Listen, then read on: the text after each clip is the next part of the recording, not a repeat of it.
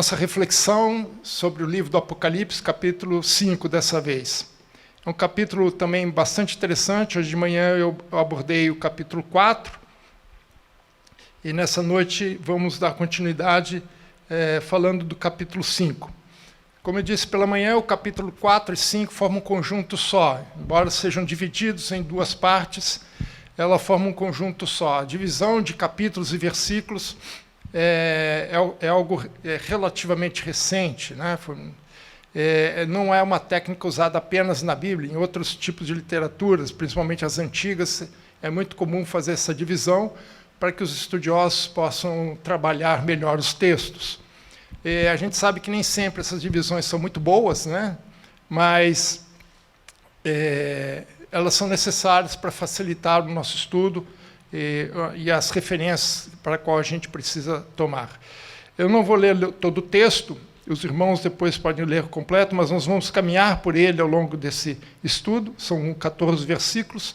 Eu quero começar apenas lendo os 2 primeiros versículos.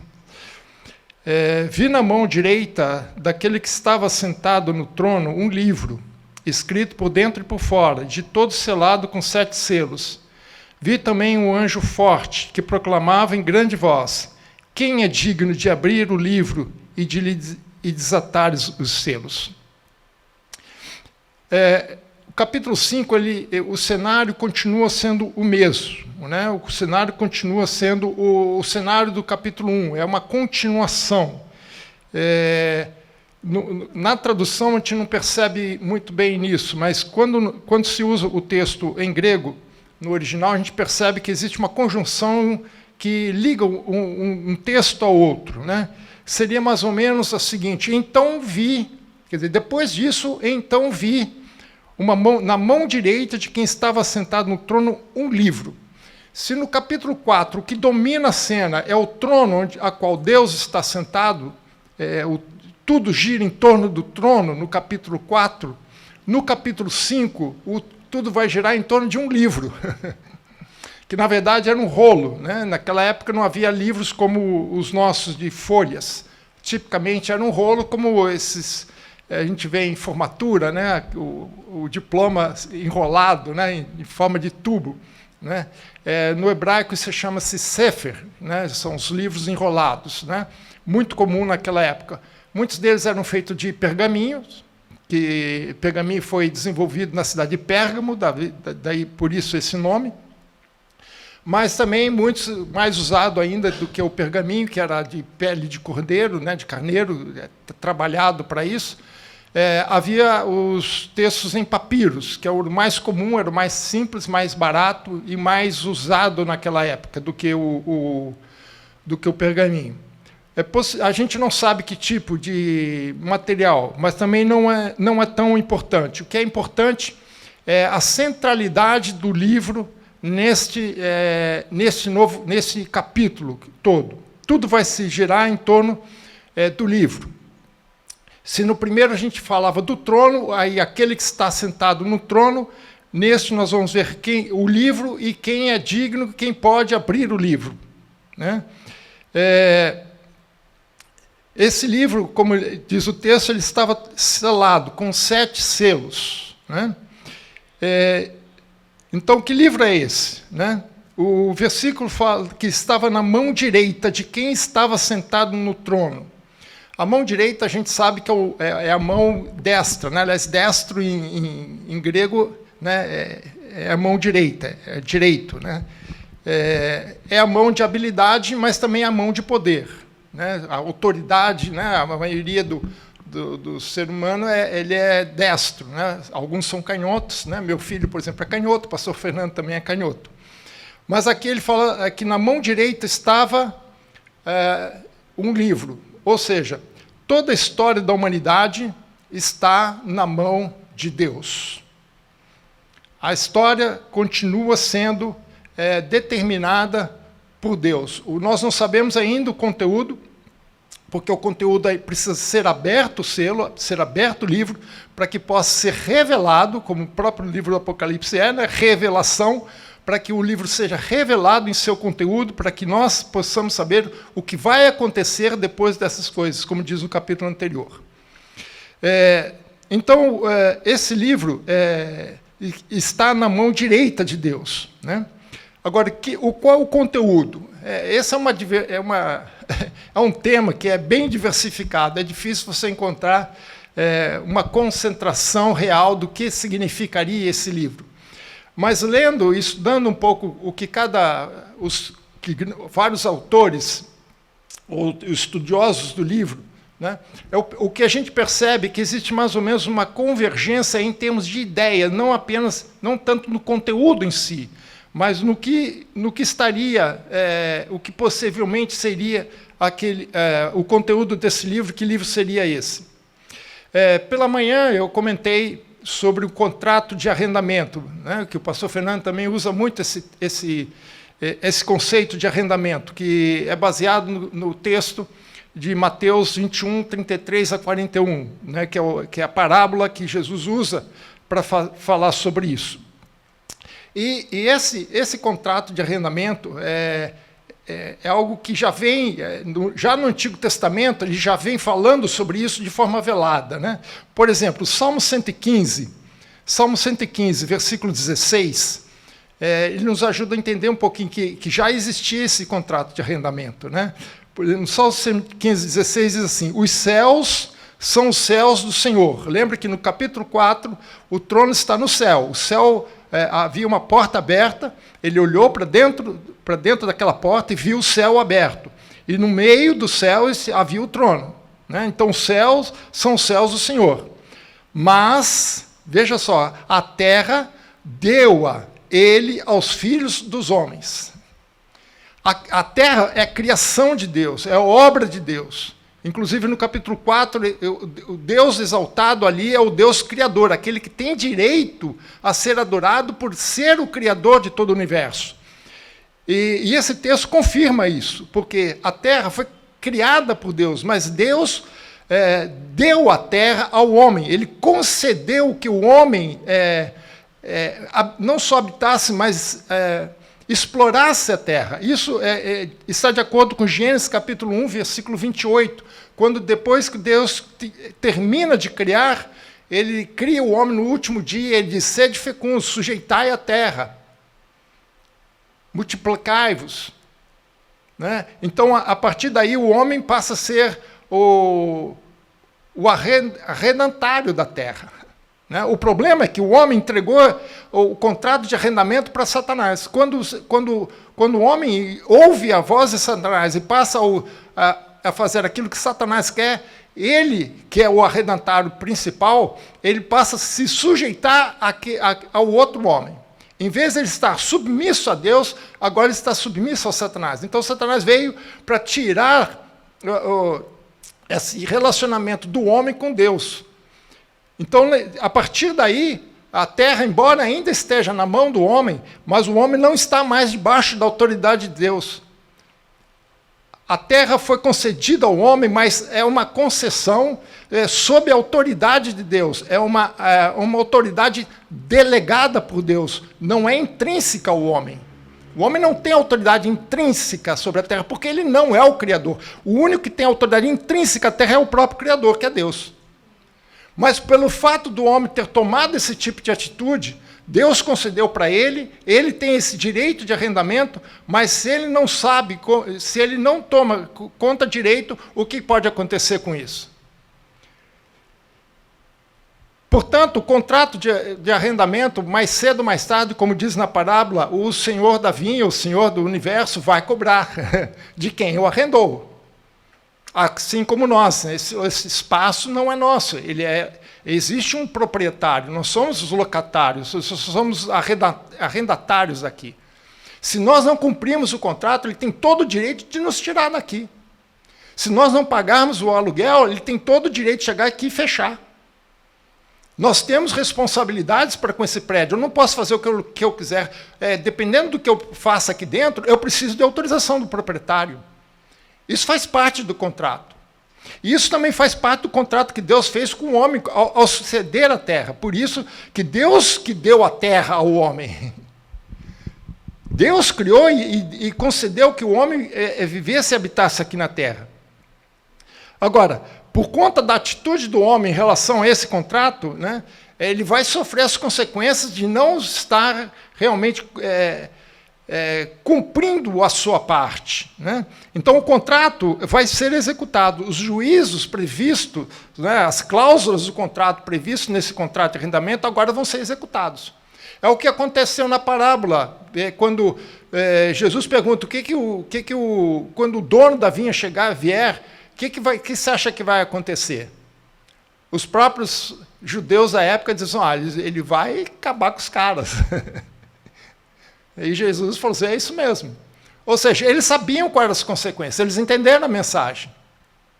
E isso foi de propósito para que o homem não tivesse desculpa para dizer assim, eu não sabia do que estava acontecendo. Então, o plano redentor de Deus, ele parte para um desfecho, né?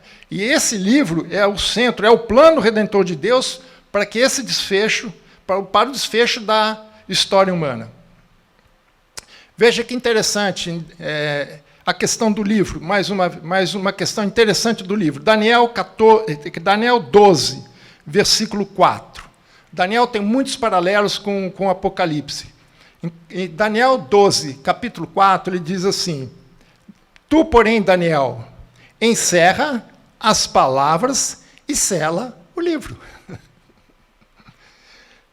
Encerra as palavras, que palavras são essas? As revelações que Daniel teve, né, e sela o livro. E ele diz mais, até ao tempo do fim. É o mesmo livro, irmãos. Não é dois. Deus não tem dois livros.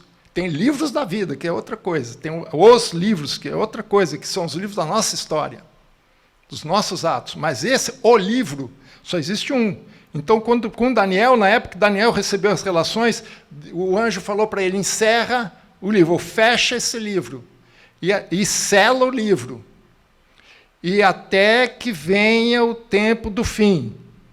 Muitos o esquadrinharão, e o saber se multiplicará. Esse saber aqui, alguns entendem como a ciência, multiplicando, não é isso, irmãos. É o conhecimento, é a busca do entendimento do livro que se multiplicaria. Porque ele está falando do livro, muitos o esquadrinharão. É o pronome relativo em relação ao livro que estava sendo fechado e selado. E o saber se multiplicará. O conhecimento do conteúdo, do que está ali dentro, se multiplicaria. Porque muitos o esquadrinhariam, muitos o pesquisariam, muitos o estudariam. E é isso que vem de um tempo para cá vem sendo feito. Então, lá em Daniel 12:4, Deus dá orientação para que ele encerre as palavras, feche o livro, sela o livro, até que o tempo chegue no final. Agora, no capítulo 22 de Apocalipse, versículo 10, quer dizer, voltando para o Apocalipse, né, no capítulo 5, 5 em diante, nós vamos ver que este livro vai começar a ser aberto, e começa-se pelo selo, tem que quebrar os selos. E no final de tudo, depois que quebra os selos, depois que a história é contada, no final do Apocalipse, no último capítulo, Deus disse para João, disse-me ainda, não seles as palavras da profecia deste livro. Daniel, cerra as palavras. Aqui, não cerra as palavras, porque o tempo está próximo. Lá fecha. Lá sela, até que o tempo do fim chegue. Agora, o que João está dizendo para nós? O tempo do fim chegou. Então, agora, esse livro é para nós estudarmos, entendermos, buscar em Deus a compreensão, as revelações, o entendimento dessas revelações, assim como Daniel fez. Daniel foi instigado pelas visões que, primeiramente, Nabucodonosor teve, com a estátua de ouro. Ele ficou curioso, ele começou a buscar entendimento. Não foi assim um entendimento apenas do que significa cada parte daquela visão. Ele quis mais, ele quis entender mais. Falou, Senhor, tem alguma coisa a mais aqui. Isso aqui não é algo criado, inventado de qualquer jeito. E aí ele começou a ter as revelações, porque ele buscou em Deus o conhecimento e o entendimento daquelas revelações. E Deus foi dando, até um ponto que ele chegou a ficar doente por conta dessas revelações. É isso que o texto nos mostra. Então, naquela época, o livro deveria ser cerrado. Nos dias de hoje, os livros têm que ser abertos para quê? Para que o povo de Deus entenda, compreenda e estude sobre esse livro. Por isso é importante para todos nós sabermos e conhecermos o livro do Apocalipse. Não é para ter medo, irmãos. Como eu disse hoje de manhã, a revelação foi dada para que a igreja esteja preparada. Nós vimos lá em Amós que Deus não faz nada sem avisar o seu povo antes. Se o livro está aberto para nós, é porque ele está querendo nos revelar algo, querendo que nós nos preparemos para aquilo que ele vai fazer. Então você não pode ser pego de calça curta. Não é para fugir do estudo, da compreensão do que Deus vai fazer aqui na terra. Aliás, a igreja, o povo de Deus, é o agente de Deus, é o agente do reino aqui na terra. E nós é que devemos anunciar ao mundo o que vai acontecer. Agora, esse livro, ele era selado. Hoje em dia, pouco se faz, poucas vezes se usa essa técnica de selo. O selo, na verdade, era uma cera que se derretia, se pingava em locais específicos. Às vezes ele poderia ser apenas como se fosse uma marca, né, como se fosse uma assinatura, comprovando a autenticidade e a autoridade daquele documento. Mas quando se fechava o livro na borda, eles pingavam cera ali e ali fazia-se uma marca, ou através de um sinete, ou através de um anel. Muitas vezes o anel servia de sinete. E deixava uma marca. Essa marca era a marca do dono do sinete, da autoridade de quem selou aquilo ali. E ninguém poderia quebrar aquele selo, uma pessoa não autorizada. Dependendo do tipo de situação, ele podia pagar com a vida. Né? E, geralmente, não tinha um número fixo de selos colocado num documento. Geralmente era que eram os documentos mais simples, 3 ou 7. Mas poderia ser 5, 4, não havia problema. Mas geralmente era 1, 3 e 7. E quanto maior o número, mais importante era o documento. Né? Geralmente isso era feito em documentos de testamento, ou escrituras de propriedade, ou alguma informação que um rei queria mandar para alguém, que não poderia ser aberto por qualquer pessoa. Por exemplo, uma escritura de propriedade, um testamento, só podia ser aberto por um dos herdeiros. Né? E por que Jesus pode abrir? Porque ele é o herdeiro. Né? Romanos 8:17 fala que nós somos co-herdeiros com Cristo. Só co-herdeiro, ele também é herdeiro. Né? Ele é o testamenteiro, vamos dizer assim. Né? Quando meu pai faleceu, né, também tinha um testamento, meu pai deixou um testamento, e deixou meu irmão como testamenteiro. Embora eu fosse co-herdeiro, eu não podia fazer nada com aquilo. Era meu irmão que tinha que fazer, porque ele era a pessoa autorizada para dar prosseguimento ao testamento, à execução do testamento. Né? Agora, pelo fato de ser um texto, um documento selado com 7 selos, isso indicava a importância do documento. Então, 7 selos geralmente era o número máximo que o pessoal usava, mas isso mostrava que era a importância desses 7 selos. E um documento convencional, muitas vezes, para ser aberto, tinha que ter a presença dos 7 testemunhas do selamento do documento, senão também não poderia ser aberto. Então, nós vemos aqui que, só pelo fato dele ser selado, nós já vemos a importância e a centralidade desse documento neste capítulo. E ele vai ser central em todo o desenvolvimento do que vai acontecer depois, porque é nesse documento que está determinado o que vai acontecer. Agora, quem é que pode abrir o selo? Não pode ser qualquer pessoa. Não é qualquer um que pode ir lá, ficar André, e falar assim, eu vou abrir o selo. Não pode. Porque para abrir o selo tinha que ter uma certa autoridade. Tinha que ser uma pessoa digna para isso. Né? Aqui digno significa merecedor e capaz, ou seja, com autoridade para abrir o selo. Né? Então o texto no versículo 2 diz, viu um anjo forte proclamando, quem é digno de abrir? Ou seja, quando o anjo vem com essa pergunta, e veja que ele não fala em voz baixa, né? ele grita, grande voz, uma grande voz. É como se estivesse querendo que todos escutassem, todos os presentes escutassem. Fala assim, quem é que pode abrir o selo? É como se ele estivesse chamando dentro de uma multidão alguém que tivesse a capacidade de fazer alguma coisa. Quando nós queremos alguém que tem uma certa habilidade, nós chamamos essa pessoa. Né? Nós temos aqui o Lucas, que é tecladista. Né? Se eu precisar de um tecladista, eu vou chamar Lucas. Ou quem pode tocar o teclado? O Lucas, com certeza, vai se levantar dizendo, eu posso. Porque ele tem habilidade, ele tem capacidade, ele tem autoridade aqui para tocar o teclado. E o anjo, quando ele pergunta isso, ele quer saber se na humanidade toda existe alguém com competência que merece e seja capaz e tem autoridade suficiente para abrir o selo. E o que deixa João indignado, que ninguém se habilita. E ele fica angustiado. A princípio, eu entendo que essa angústia é porque ele estava entendendo a importância de se abrir o selo. Mas ele fica angustiado, ele começa a chorar. O texto fala que ele começou a chorar, né, no versículo 4. E eu chorava muito. Não era pouco, não. Ele chorava intensamente, com muito vigor, porque ninguém foi achado digno de abrir o selo. Ou seja, ninguém tinha capacidade, autoridade, competência para fazer abrir aquele selo e saber o que estava lá dentro.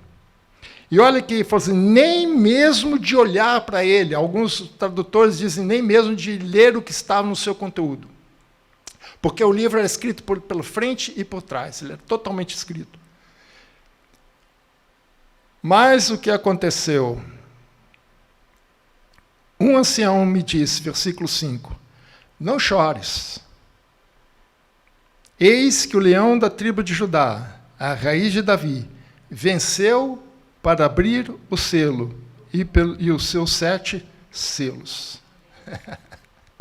Então há, na verdade, um que pôde abrir o selo. Há, na verdade, um que foi o único que completou cabalmente o contrato de arrendamento. E só nós estamos aqui hoje, podendo participar disso, porque ele, por ter conseguido vencer, como diz o versículo 5, para abrir o selo, ele nos deu essa vitória a nós. Nós também não tínhamos a capacidade, porque no céu nem João também se habilitou para abrir o selo. Mas nós somos habilitados não pela nossa própria capacidade, mas porque nós fomos justificados por Cristo. E nós recebemos essa autoridade por Cristo, porque nós reconhecemos que só Ele pode abrir o selo. A nossa autoridade não é pessoal, nossa autoridade vem através de Cristo. Veja 2 Coríntios 5, 21, 2 textos importantes para a gente entender por que ele era digno. Né? Quem que era o digno? Né? 2 Coríntios 5, 21 diz assim, aquele que não conheceu pecado. Ele o fez pecado por nós, para que nele fôssemos feitos justiça de Deus.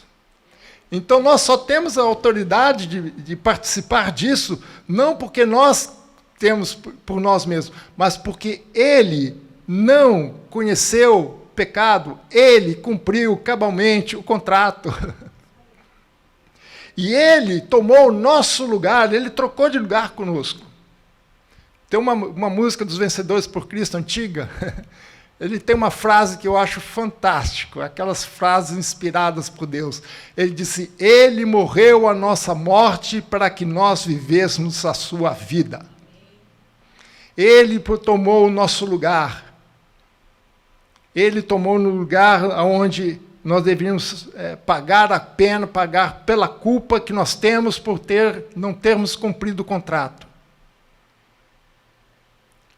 E ele paga isso por nós. Ele que não conheceu o pecado. Ele se fez pecado por nós. Ele não tinha pecado, ele se fez pecado.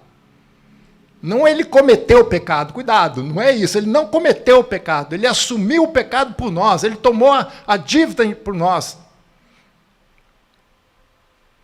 Ele pagou a nossa dívida no nosso lugar. Mas para que ele pudesse fazer isso, ele mesmo não podia ter dívida. Senão, bom, paga a tua dívida primeiro.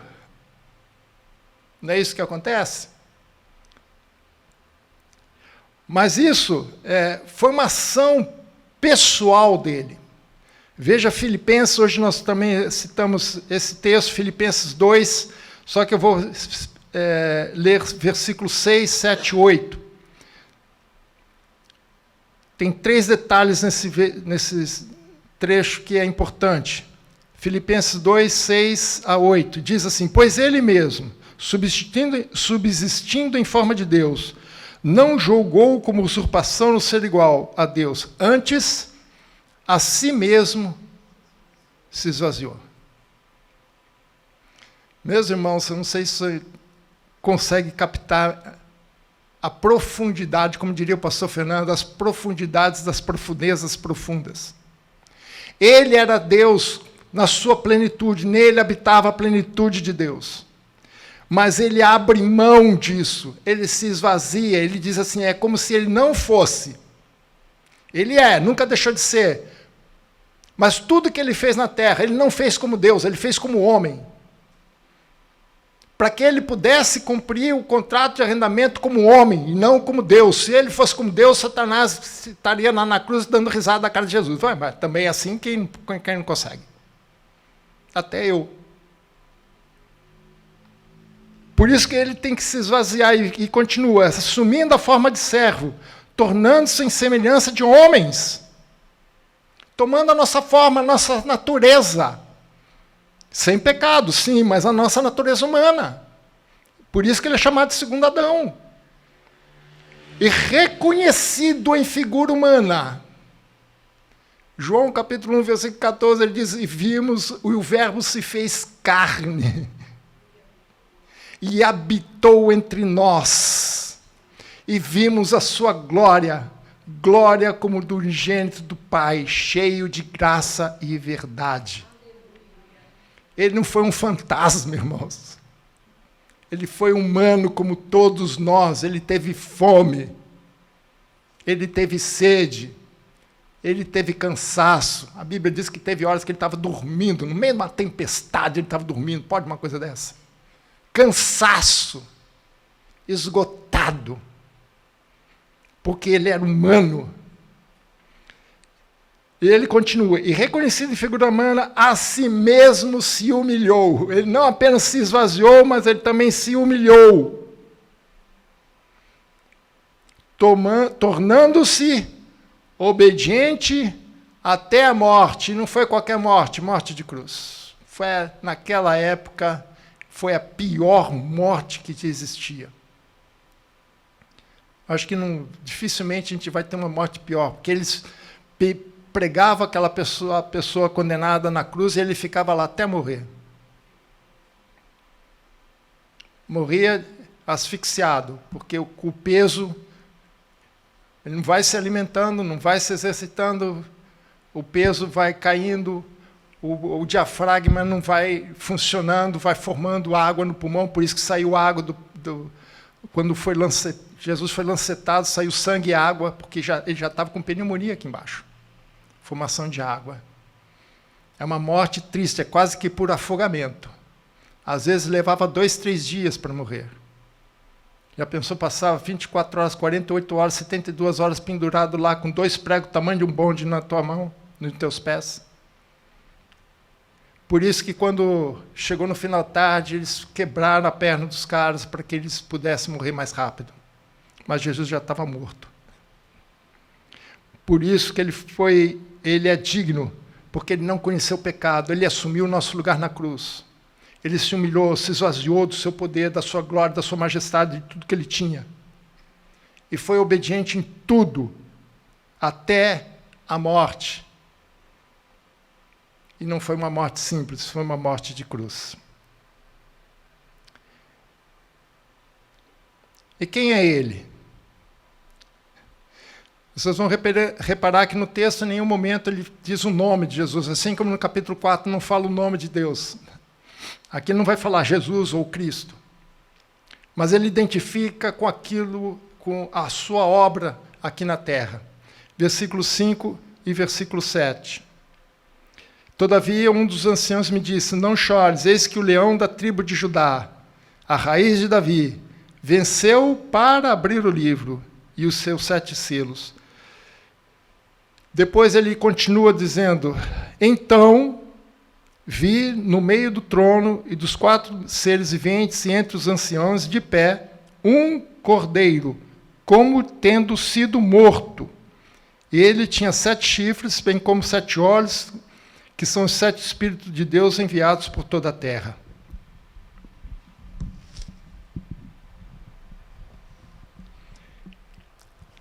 Quem identifica como leão da tribo de Judá é o ancião, mas quando ele vê com seus próprios olhos, primeira coisa que ele vê não é o leão, é o cordeiro. Ele é identificado pelo ancião como o leão, mas ele, quando vê, ele vê um cordeiro como tendo sido morto. Alguns intérpretes desse texto faz a referência com o tipo de corte que se fazia aos animais no sacrifício no templo, que eles eram degolados. Não sei se é isso, mas alguns falam, porque ele fala que ele tinha que fala assim, o cordeiro como tendo sido morto. Então ele tinha sinais da maneira com que ele foi morto como cordeiro, fazendo referência ao sacrifício do templo. Então a primeira coisa que ele vê é o cordeiro, não é o leão. Ele vê o cordeiro. E é o cordeiro que vai tomar a cena aqui. Nisso se refere ao quê? Isso se refere à história de Abraão com Isaac. Lá em Gênesis 22, 8 a 18, depois os irmãos podem ler. Quando Deus pede o sacrifício de Isaac para Abraão. No tempo todo, quando Abraão caminha para o Monte Moriá, em Jerusalém, naquela época a cidade chamava Salém, era bem menor do que na época de Jesus. Ele morava em Beersheba, bem ao sul, ele anda uma boa distância, 3 dias de caminhada. Quando ele vê o monte, ele deixa os seus servos, ele vai sozinho com Isaac, ele leva a lenha, leva o cutelo, leva Isaac, mas cadê o cordeiro? Isaac fica curioso, pai, o que está acontecendo aqui? Estou vendo o fogo, estou vendo a lenha, mas cadê o animal para ser sacrificado? E a resposta de Abraão é profética. Deus proverá para si mesmo, para ele mesmo, o cordeiro. Eu tenho certeza que Isaac não entendeu muito. Um verdadeiro enigma por parte do pai. Mas ele confiou no pai e seguiu em frente. Quando chegou lá, ele descobriu que ele era o sacrifício. Ele era quem ia ser sacrificado. E é interessante essa posição, porque Isaac podia discutir com o pai, né? Assim, não, pai, que é isso? Você está maluco. Pai, será que o sol aí do deserto está te fazendo mal? Falei, não, estou fora. Sou jovem ainda, nem casei, não tenho filho, não tenho nada, que é isso? Mas ele se entregou, como Jesus se entregou na mão do Pai por ser sacrificado. Isaac também se entregou. Mas na hora que estava pronto para Isaac ser morto, Deus chama do céu e diz, para Abraão, já sei que você me ama mais de qualquer coisa. Mas é interessante que aí acontece uma cena, né? Ele vê perto dele, no arbusto, um carneiro, porque carneiro tem chifre, cordeiro não tem chifre. Então a promessa de Deus, o cordeiro ainda não tinha se cumprido, porque não era um carneiro, não era um cordeiro, era um carneiro. Essa promessa da providência divina para o cordeiro só aconteceu quase 2000 anos depois. Porque é assim que João Batista se refere a Jesus, quando vê Jesus. Eis o Cordeiro de Deus. Este é o Cordeiro.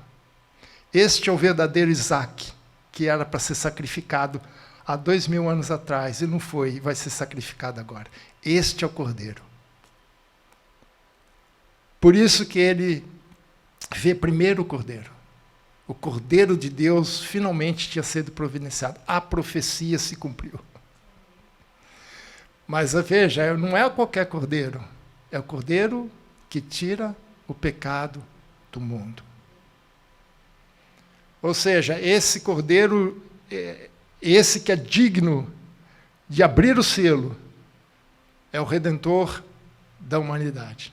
Se no capítulo 4 o Deus é o Deus criador do universo, e o universo gira em torno dele, gira em torno do trono, aqui ele é o Cordeiro, é o Redentor, aquele que se humilhou, que se sacrificou, que foi obediente até a morte de cruz, para que ele fosse digno e ter o direito de abrir o selo e dar continuidade à história humana, para dar continuidade aos projetos de Deus para a sua criação.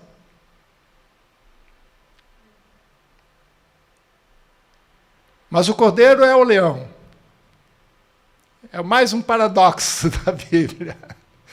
O trono pode ser da graça se for para nós, mas será trono de juízo para o mundo. O cordeiro é para nós o Redentor. Mas para o mundo, ele é um leão, é o soberano. E veja que ele diz que ele é o leão da tribo de Judá, raiz de Davi. Meus irmãos, tem um monte de textos que falam sobre isso, inclusive Isaías capítulo 11. Nós não vamos ler pela extensão do texto. Mas ele se refere basicamente à profecia de Jacó, em Gênesis 49, nas bênçãos de Jacó para com os seus 12 filhos. Especificamente, nós não precisamos ler, nós só vamos fazer referência a partir do versículo 8 ao 12. Porque lá em Gênesis capítulo 49, 8, é que faz a primeira referência a Judá como leãozinho. Daí que vem esse conceito, associar o leão à tribo de Judá. E lá também fala do cetro. Né? Cetro é o instrumento do rei. Então, são duas figuras que mostram a autoridade real daquele que é o nosso Redentor. Ele é o cordeiro, sim, mas ele também é o leão. E por que de Davi? Porque ele é descendente de Davi. E aí está a promessa de Deus para Davi, que prometeu a Davi, na sua aliança com Davi, lá em 2 Samuel, que ele diz que jamais faltaria um rei, um homem que se assentasse no trono de Davi, que o trono de Davi seria estabelecido para sempre. Ora, Salomão morreu. Roboão, seu neto, morreu. Tantos outros morreram.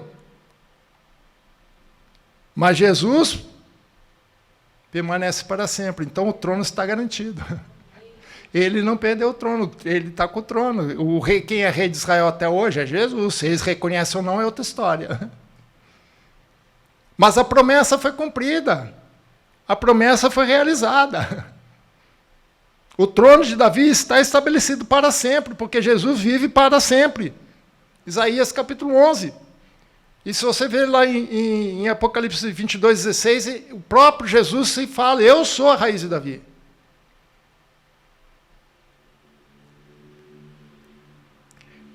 Então, mas que leão é esse? É o leão que venceu. Né? É o que ele se refere aqui no capítulo 4, no versículo 4. Venceu. A vitória de Cristo como leão de Judá só foi possível porque antes ele sofreu como um cordeiro. A vitória foi, como o pastor Fernando fala, eu acho bacana essas ideias, são umas ideias meio loucas, mas são muito geniais, né? A arapuca de Deus. Satanás, quando viu aquela cena com Jesus lá, pregado na cruz, ele estava dando risada, falando, é hoje. Acabo com o plano de Deus. Ele devia estar fazendo festa naquele dia. Na sexta-feira, depois Jesus foi enterrado, foi colocado no túmulo, o inferno devia estar uma festa. Vencemos, conseguimos mais uma. O problema foi no domingo. O problema foi no domingo, quando Jesus ressuscita. E agora? Agora a festa se virou em pranto, porque agora o inferno ficou todo em polvorosa. Porque, como diz Paulo, se eles soubessem o que eles estavam fazendo, eles jamais teriam matado o Filho de Deus. Mas jamais. Aonde eles viram a sua vitória? Na verdade, foi a sua grande derrota. Jesus é assim, né? De vez em quando eu acho que Jesus, desculpe a palavra, não é nenhuma heresia, mas às vezes Jesus é meio sarcástico. Não é nenhuma heresia, não, mas parece que Deus faz algumas coisas meio loucas. Né? Paulo fala que a loucura de Deus é mais sábia do que a sabedoria humana. Parece que as coisas são meio loucas, contraditórias. Né? Aliás, o reino, tem um livro chamado O Reino de Ponta Cabeça, porque é tudo contraditório. A vitória é a derrota, e a derrota é a vitória. Por isso que ele venceu. Ele venceu, e ele é o leão de Judá, porque antes ele venceu como cordeiro. Ele primeiro veio como cordeiro, para depois ele vir como leão. Na sua primeira vinda, ele veio como cordeiro de Deus. Na segunda vinda, ele vem como leão de Judá. Reinando soberano. Por isso que ele fala em João 16:33, tendes bom ânimo, porque eu venci o mundo. E nós somos mais do que vencedores com ele. Esse reino que ele estabelece é um reino que não seria estabelecido pela força, pelo braço forte, pelas armas, mas pela obediência e pelo sacrifício. E não há outra maneira de se vencer no reino espiritual. Paulo fala das nossas armas. Todas as nossas armas são armas espirituais. Nós só vencemos da mesma maneira com que Jesus venceu, não pela força, não por violência, mas pelo Espírito de Deus, como diz Isaías.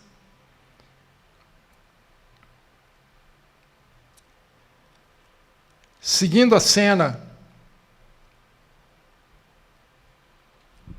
versículo 8.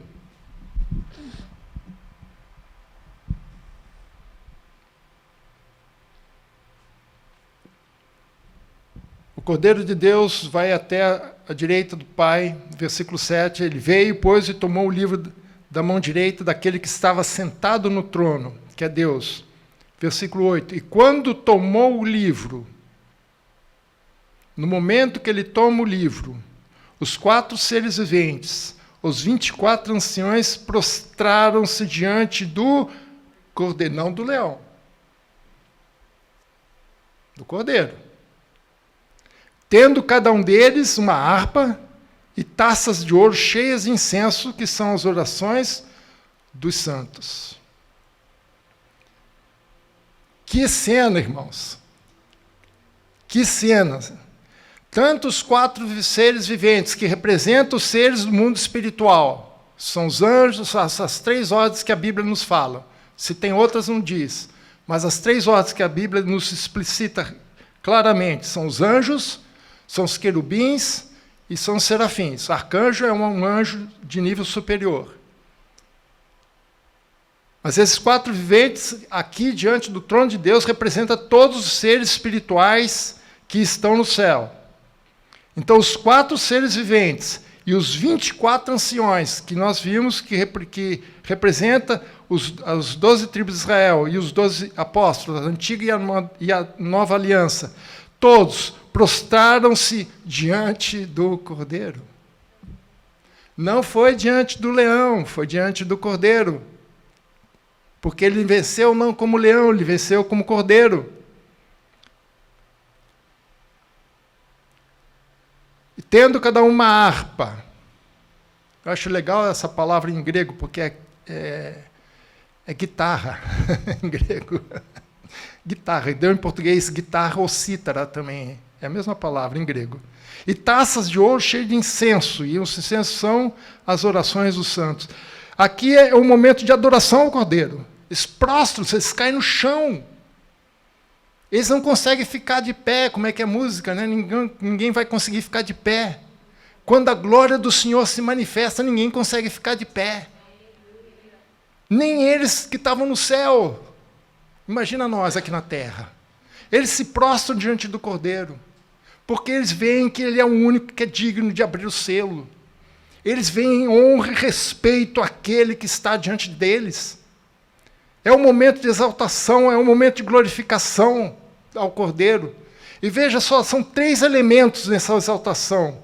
O primeiro, a adoração, eles se prostram, em reconhecimento ao único que era digno de abrir os selos, de ler o livro, de abrir o livro e dar execução ao que estava descrito dentro daquele livro. Foi por isso que ele venceu, para ter essa autoridade. A nossa responsabilidade aqui não é outra senão adorá-lo, cair aos seus pés, prostrar-se diante dele, em reconhecimento do que ele fez por nós. Ele venceu por nós. O segundo elemento é louvor.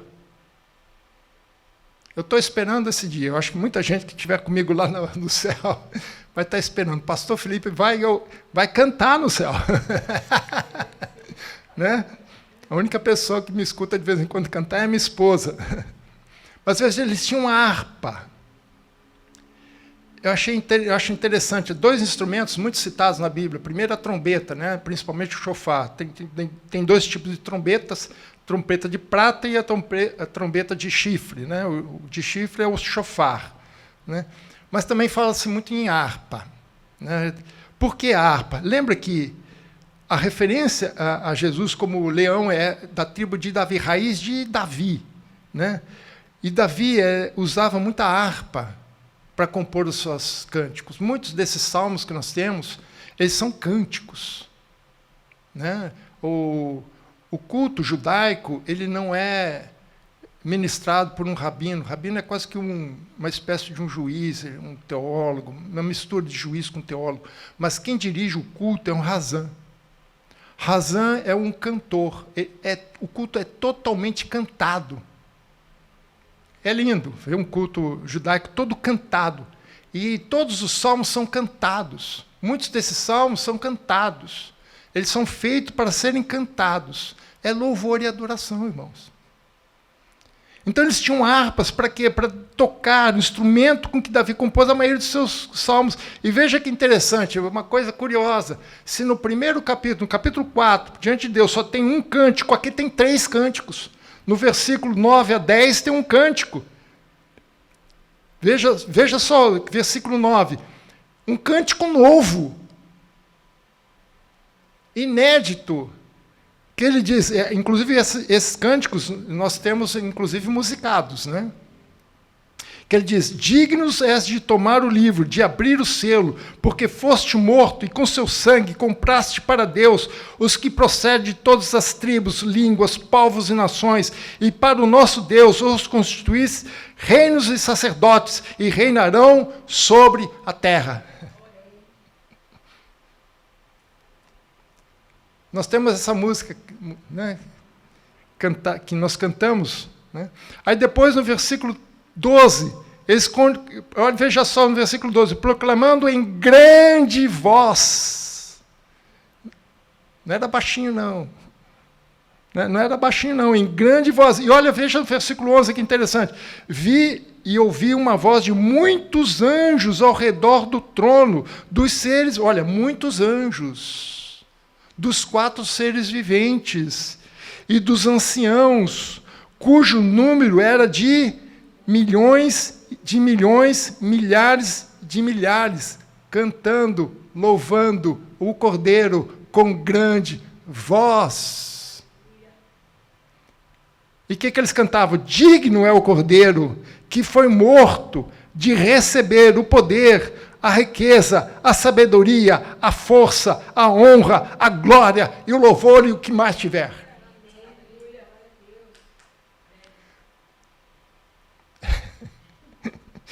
E se fosse só parar por aí já era o suficiente, mas no versículo 13 ele continua. Eu vi que toda criatura que é no céu e sobre a terra. Ouvi toda criatura no céu e na terra, debaixo da terra e sobre o mar, tudo que neles estavam dizendo, aquele que está sentado no trono e ao Cordeiro, seja o louvor, a honra, a glória, o domínio pelos séculos dos séculos. Amém.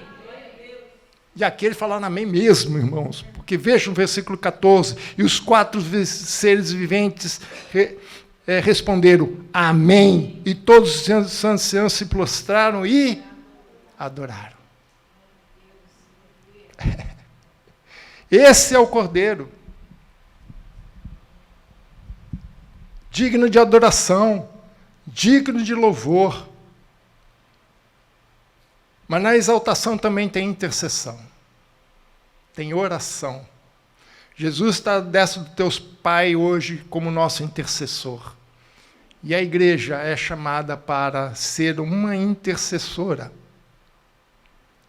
Veja, irmãos, as orações não estavam em qualquer cantinho, não. Estavam em taças de ouro. Não era feito de vidro. Não era feita de latão, era feita de ouro, porque para Deus a oração do seu povo é preciosíssima. Ele não põe em qualquer lugar, ele põe em taças de ouro.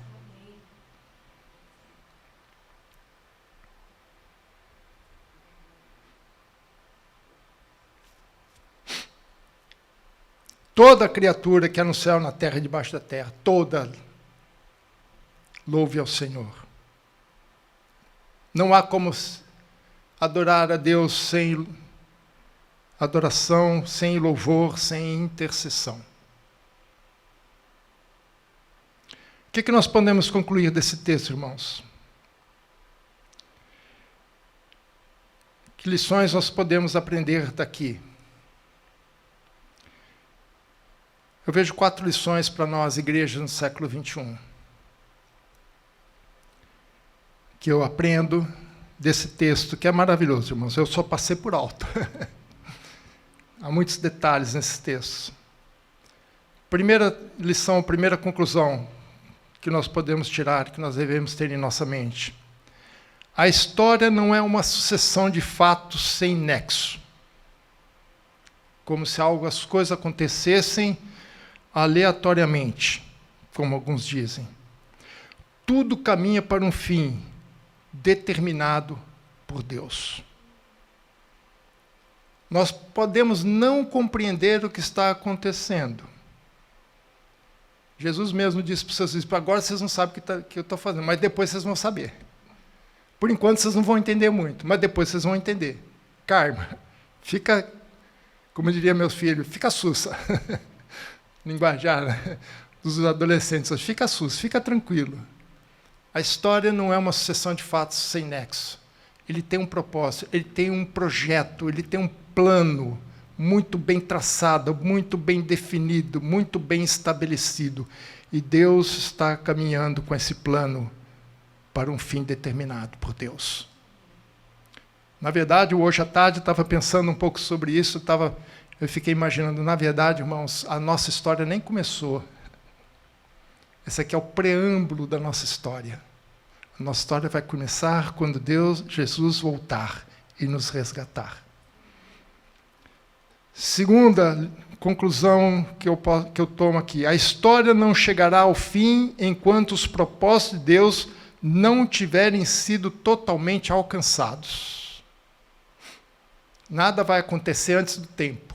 Como se diz no ditado popular, a única coisa que morre na véspera é peru. Aqui nem peru vai ser. Eu lembrei do texto de Deus falando com Abraão, quando ele profetiza, né, fala para Abraão que o povo, a descendência deles seria escravo por 400 anos. Ele fala uma frase que é muito interessante. Ele fala assim, porque ainda não transbordou o cálice da ira contra os povos cananeus. Se Jesus ainda não voltou, é porque ainda tem muito ainda para acontecer.